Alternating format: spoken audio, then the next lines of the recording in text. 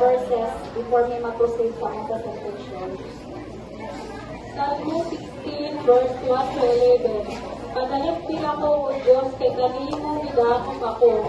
Miingon ako sa Ginoo, ikaw maong ako Ginoo, ang tanang maayong butana, niya ka na ako, nagigsan sa Ginoo. Baka maayo gayo sa katawan sa Ginoo. Ang lamig dako kung kalipay mao ang pagpakiguban kanila. Ang mudangog sa mga Diyos ng dapit lang og daghan ka samok sa ilang kagalingon.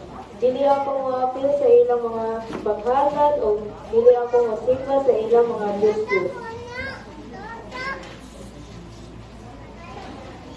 Verse 5, Ikaw ra kayo, O Ginoo, ang kisaligan ko o gihatagan mo ako sa tanan kong gikinahanglan.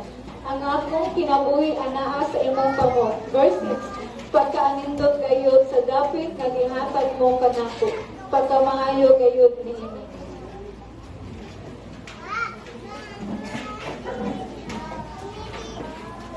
Verse 7. Daikon ko ang Ginoo, kay gigayahan niya ako. Sa gabi ang akong tangkad, nagdalagdag kanako. Ang Ginoo, verse 8, ang Ginoo gisunod nako kanunay o wala ako igahadlukan. Ti ani aman siya sa akong duol.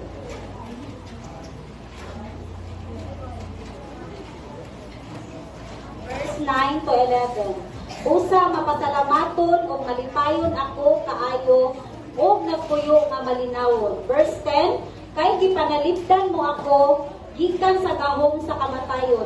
Nag-alagad ako kanimo nga matinud-anon, busa dili mo ako itugyan ngadto sa kalibutan sa mga patay.